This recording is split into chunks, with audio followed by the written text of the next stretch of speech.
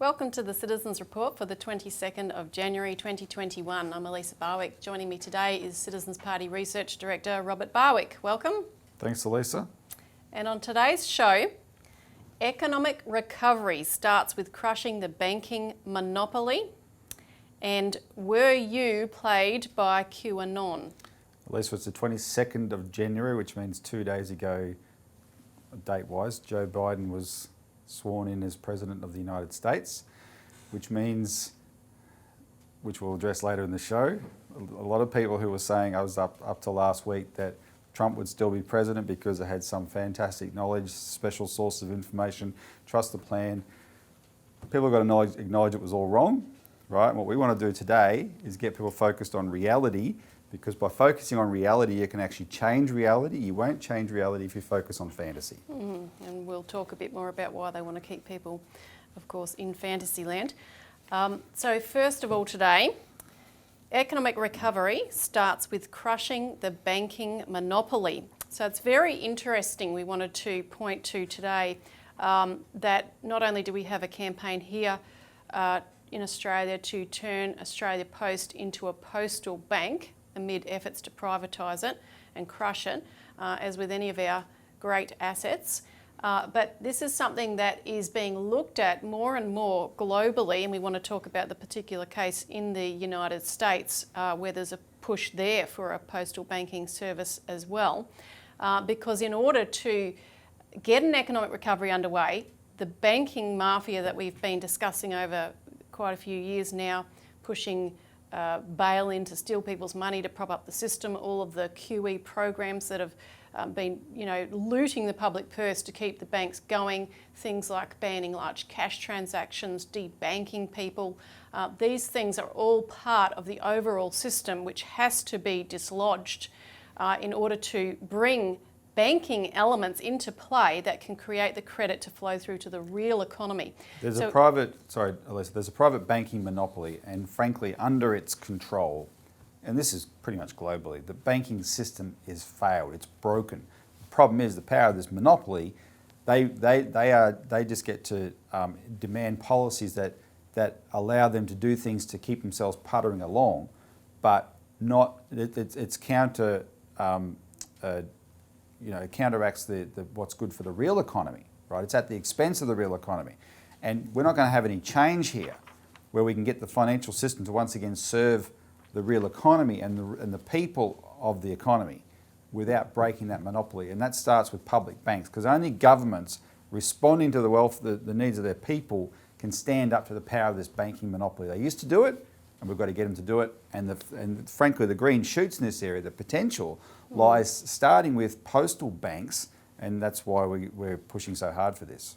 And the political scandal that has erupted over the fact that Christine Holgate, the CEO of Australia Post, was forced to resign, was shamed into resigning essentially by a process that erupted in the Parliament that was triggered actually by the Labor Party. It provides us ironically, an opportunity to get that issue of a postal bank on the table. So give our viewers the latest in the update on the campaign on the Australia Post push. Oh, well, there's a press release people can see on our website where we're demanding Anthony Albanese retract his dishonest attack on Australia Post and Christine Holgate, because he started this. And the fact that Labor and Liberal at some level colluded to crucify Christine Holgate, so this is why this is what makes this such a useful issue, because it lays bare that kind of corruption. If Christine Holgate, she made the banks cough up money, which they wouldn't have liked, but then she also looked down the pathway of saying, hey, maybe Australia Post could become a bank, and that would break that monopoly, right? Anyway, for those reasons and the fact she made Australia Post successful, which means because it's successful, it's harder to privatise. She made political enemies, right? And what the problem with the two major parties, and the reason we prefer to work with all the minor parties, all of them, from the Greens on one side to One Nation on the other side, is because whatever their varying views are, they're not owned by vested interests, whereas the two major parties unfortunately are. Now we can change that, but we're going to change it over issues like this because we hold them to account. So what as we announced last week, we've got a 3 hours campaign. release the report that clears Christine Holgate, replace the Australia Post board, who are political hacks and appointees who did nothing to tell the truth about the situation, and reinstate Christine Holgate. We need people to call the Labor Party leader, Anthony Albanese, and demand he retract his attack on Christine Holgate so that she can get, because he has to acknowledge his role in this. He's the one who tried to make out what she did was in the middle of a global pandemic. And Barnaby Joyce did recession. that, so, you know, you've got a precedent there. No, exactly. Barnaby Joyce hopped up in Parliament. We played the clip before Christmas and said, I was wrong on Christine Holgate, right? Albo has to do the same thing. Michelle Rowland is the Labor Party's shadow communications minister. We needed people to call her and demand she join the campaign to get the report that clears Christine Holgate released. But we're also asking people, Elisa, to pay special attention to the National Party. If you're watching this from a rural electorate and your local MPs are national, get involved in actually contacting them and demanding they do something. More than any other party, my feedback is the Nationals are the ones who appreciate just how important Australia Post is to their electorates, right? Because those licensed post offices are the lifeblood of their communities. Because when in too many communities, the banks have shut down, right? And it's only those banking services provided by the licensed post offices. And the Nationals understand how important these local post offices, licensed post offices, are to their electorates and to their communities. So they need to stand up to Scott Morrison and demand he reinstate Christine Holgate, because sacking her has put the whole viability of Australia Post at risk, right? This is the problem here. So what we're asking people to do is not actually start calling and emailing your National Party members of Parliament and National Party senators, but also join in delegations to go and see them. If you live in their electorate, go and see them and demand they do something about this. They might initially try and toe the party line, but they know you're actually going to be right, that something needs to be done. Because like we said before Christmas, Barnaby Joyce admitted he was wrong. We can actually apply pressure here and get this reversed. And if we can get Christine reinstated, we're putting up a bill for an Australia Post Bank, which will be an important debate next year, right? And we can actually win this one like we've won other things. Now, there's a lot of traction on this issue, which you're seeing the same thing, raising the spectre of postal banking in the United States, which is threatening the banks and's got them really worried there as well.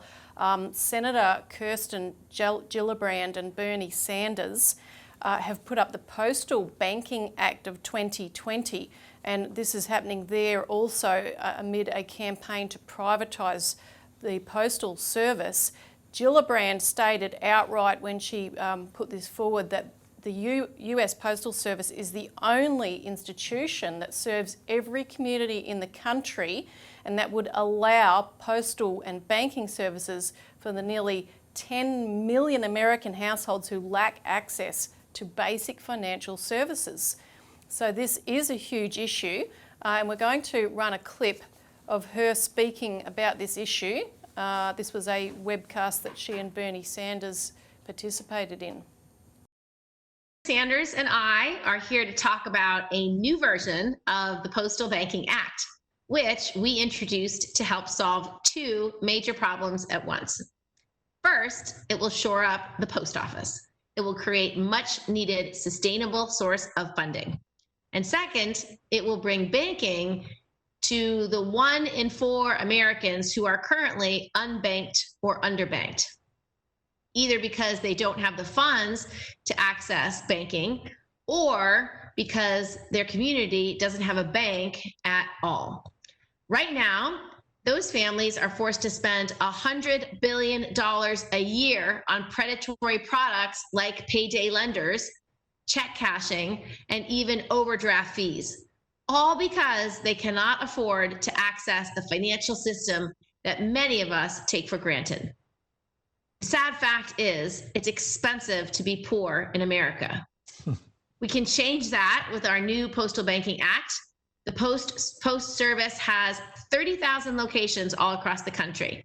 In every community, from rural towns to big cities to small cities to suburbs.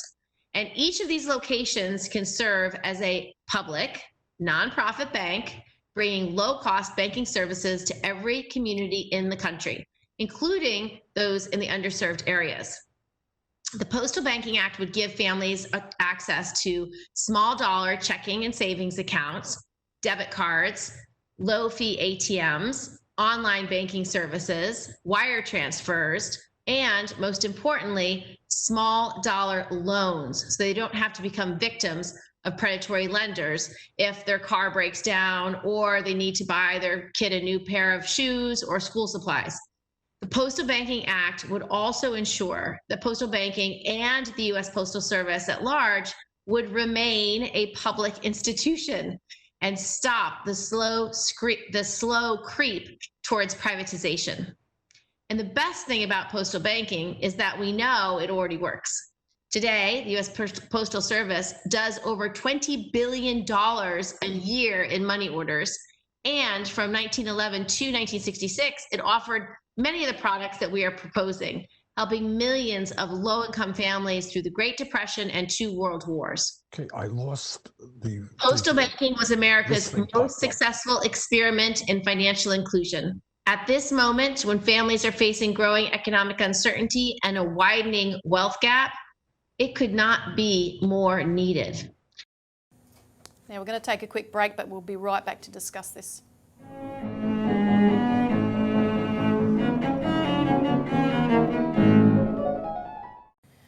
Welcome back to the Citizens Report, where we're discussing economic recovery starts with crushing the banking monopoly. And a postal bank's a big start to that. Yeah, so the clip we just played before the break, Elisa, of Senator Gillibrand and Senator Sanders in America talking about their postal bank idea. If you look at that, I mean, they're addressing the same problem we're trying to address here, slightly different predicates. If you watch the whole clip, Senator Sanders then starts talking about how it's expensive to be poor in America, and how people need, like, one of the things they want to do there is come up with a way to be able to make small loans so that average people don't have to go to payday lenders, right, where they charge interest percentages of hundreds of percent, things like that. So that's a special thing there. In Australia, it's much more just providing services that the private banks won't do anymore to these many rural communities, but also low-income city communities, right? And that's what the bank can do. It can fill a void, and at first a niche, but it can do actually a lot more. And we want to make ours even more powerful than the US one, because it has to be something that the public can say, hey, this is a genuine alternative to the other banking system, right? Yeah, and in the US, I mean, there's provisions like you have to have certain minimum amounts of money to maintain a bank account and so forth, which is quite difficult. And so there's been a push on this from various aspects. For example, late last year, the Office of the Comptroller of the Currency put up a proposed new regulation called the Fair Access to Financial Services Regulation, which would mandate that every person has to have access to a bank account and regulate the banks in order to do that. And that actually flies in the face of the debanking that we've been fighting here in Australia, right? We need the same kind of regulation here. So the banks just can't debank willy-nilly. If we don't have that, the next best, or an even better alternative, is the Postal Bank, an Australia Post Bank, because by law it won't be able to discriminate against anybody, and you'll be able to maintain your bank accounts there. That's right. Now, of course, the full slate of policies and the directionality of the new Biden administration is absolutely still up in the air and yet to be determined. However, I'll mention a few things that are on the table. I mean, first of all, of course, Biden has put forward his $1.9 trillion stimulus plan, which has a big component of infrastructure, particularly things like public health infrastructure. But there are other pieces of legislation which have been up on the table of Congress previously, which may get the traction they need now. And many of them are Democratic sponsored, such as the glass-steagall regulation to actually re-regulate the banks and prevent commercial deposit-taking banks from speculating. And Biden himself is someone who had voted to repeal glass-steagall, but has, in the meantime, recently done a mea culpa on that, saying, I was wrong about that. You also have the National Infrastructure Bank Act of 2020, which will be reintroduced. It was in the previous Parliament, and there's been a lot of organising to get this bank to provide $4 trillion of infrastructure spending, creating 25 million plus jobs underway. So particularly within Democratic layers, there's a lot of support, but they're recruiting Republican support to co-sponsor that bill right now. And one of the things that's interesting actually with this Sanders-Gillibrand bill is that Bernie Sanders is now chair of the Senate Budget Committee. So he's actually in a powerful position to bring these things to the to a vote and to debate and so forth. Whatever you think of Sanders, he's 100% genuine against Wall Street. And that's so he, over the last few years, he has earned a position in the party, and now he has this chairmanship. And if he applies the blowtorch to Wall Street, well and good. And he's stated in a recent interview that he will be aggressive in using procedural budget powers where he can get these bills to the point of being voted up and passed, but with his primary concern being the greatest economic distress experienced by working families since the Great Depression in this crisis, and the ability to get millions of good-paying jobs to rebuild crumbling infrastructure. So he's got that focus, which is important. Now, the key thing is going to be whether people in the Biden administration decide to take on Wall Street, because the problem is they can crush all of these agendas. Now, there's a couple of signs which are interesting. Gary Gensler has just been made head of the Securities and Exchange Commission, and he has a reputation as a very tough regulator. He led the charge to toughen the Volcker rule, which was an attempt to bring back glass-steagall light, so it doesn't fully prevent banks from speculating, but it was a move in that direction. Would have helped, yep. So he was pushing for that. And the Biden financial reform transition team included former IMF chief economist Simon Johnson, who'd called for a breakup of the Wall Street banks, and a number of others who pushed to stop the revolving door between the banks and Treasury and tighten those Dodd-Frank rules that included the Volcker rule to try to keep the banks somewhat in line. So it's yet remains to be seen where this will go. But Elisa, one of the reasons we're going to talk next about QAnon is because people need to understand this is actually where the fight's at, right? And this is a fight that you could think started in September 2008 when Wall Street crashed. Obviously, it started before that, but that's when everyone realised, hang on, the system's broken here.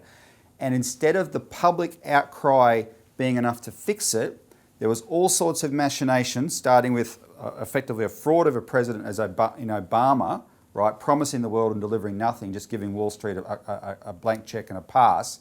And then that built up so much rage that people were prepared to vote for someone as wild and unpredictable as Donald Trump. And then Donald Trump himself went and appointed Wall Street, Goldman Sachs guys to run his agenda, right? And then there's all sorts of fantasy stuff that in people's head about, oh, the trust plan, there's something going on. No, it's 4 years later, nothing happened. If America is not going to descend into civil war, as we talked about last week, and the rest of the world get worse and worse, we have to address this. And if we take on Wall Street, right, you can. But the public needs to know that what you've just gone through means there's a slight potential in this new administration. And if the public applies its blowtorch to that in a proper, productive way, right, that can shape it. But if you're off howling at the moon at, unproven things, you're not going to do that, and you're going to miss that opportunity. This is an opportunity now to shape this, and we have a similar opportunity in Australia to shape the economic agenda here, right? And that's what we want people to focus on, which is why we'll talk about this QAnon fantasy next. We'll break now and be right back to discuss that.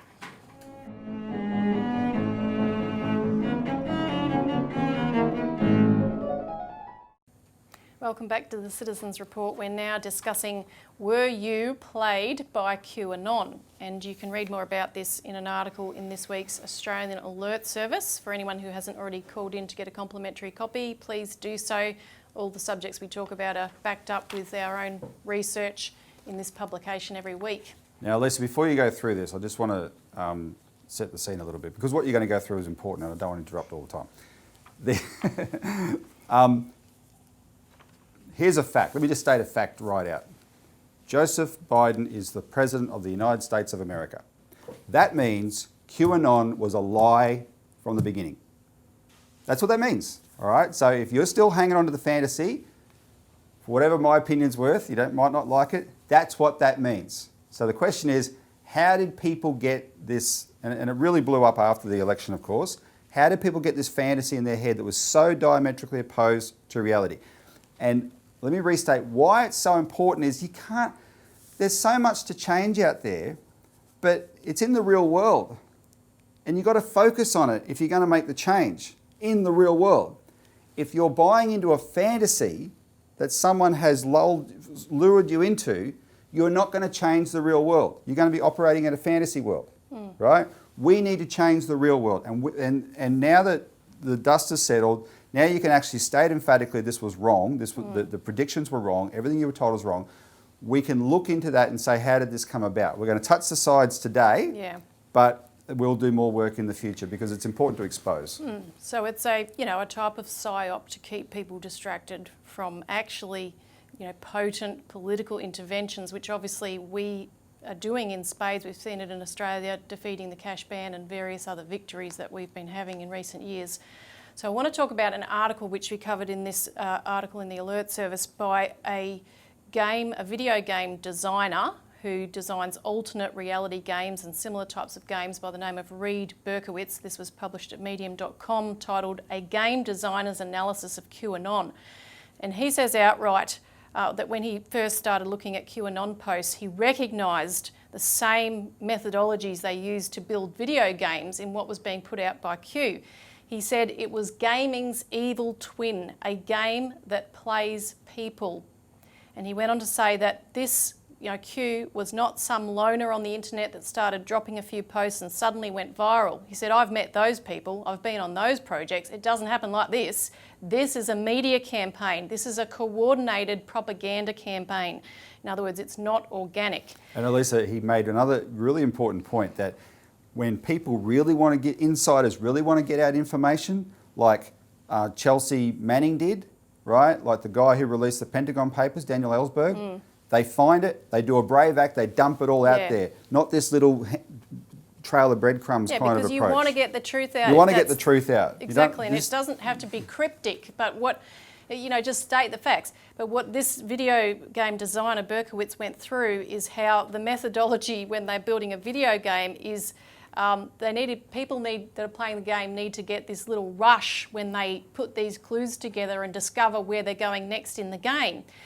There's a tendency he described called apophenia, which is described as the tendency to perceive a connection or meaningful pattern between unrelated or random things such as objects or ideas. And people come across this in video games a lot. So this kind of capacity where they want people to follow the trail of breadcrumbs and connect the dots and for the mind to make a mental leap to these grand conclusions is very powerful because people think that they've discovered this information for themselves. They've researched it. They've come to their own conclusions, so they latch onto it and they won't let go. Now, this kind of psychological operation, there was a big push for it in the post-World War II period within the US military, but it was actually a British operation which had its origins in the Tavistock Institute. And the Tavistock Institute is a psychological clinic that started as a private affair, but during World War II, it was picked up by the government and began to train and select commanders in warfare.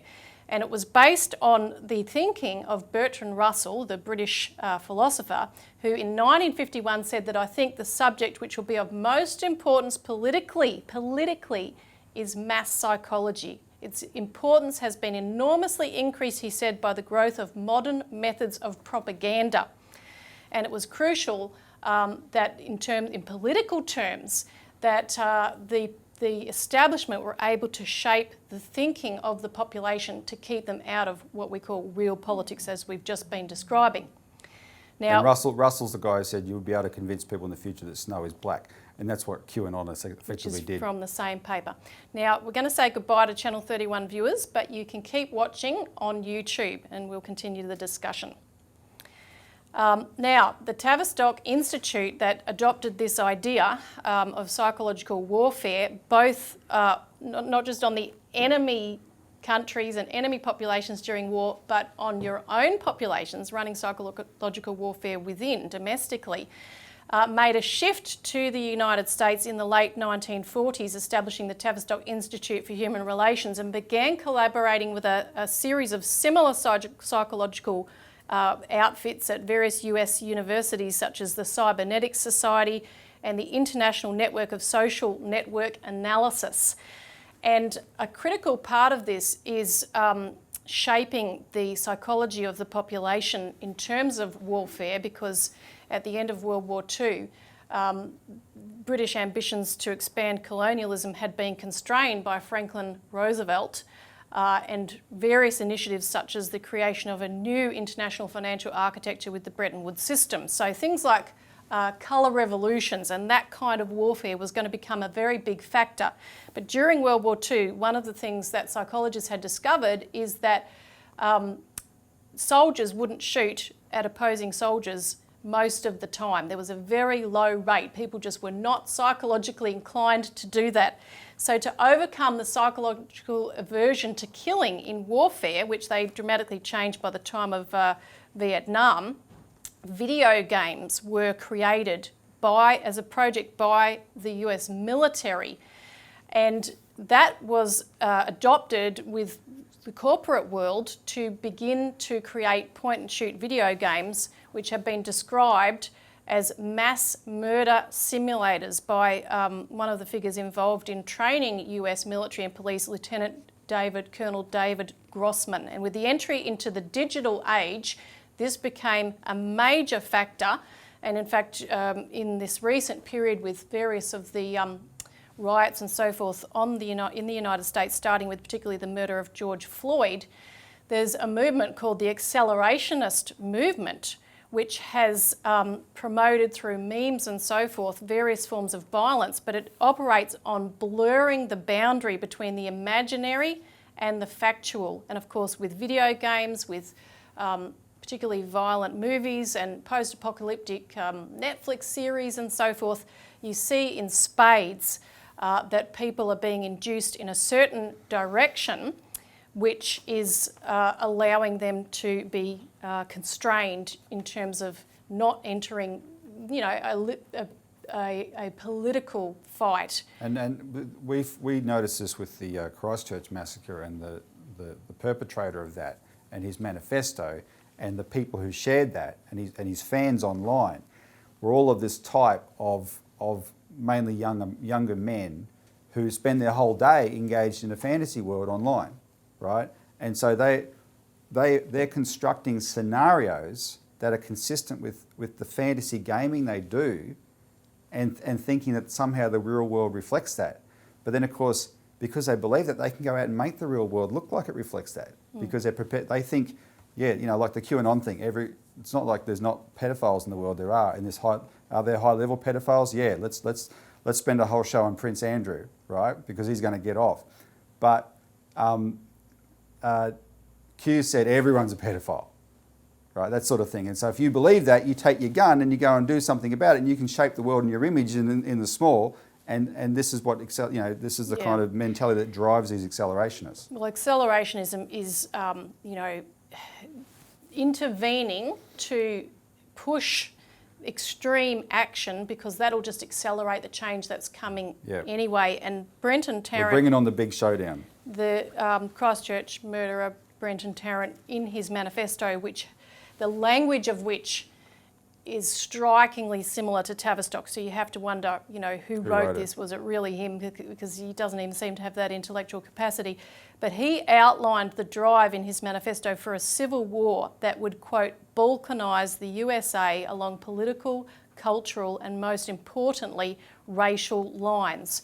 So the thing is that all of this is about driving people to extremes, right and left extremes, getting the clash that results, and that allowing the pretext for the financial powers that be, City of London and Wall Street, and their political puppets to actually clamp down with fascist police state laws that will allow them, as the financial system goes down, to have another mechanism of control.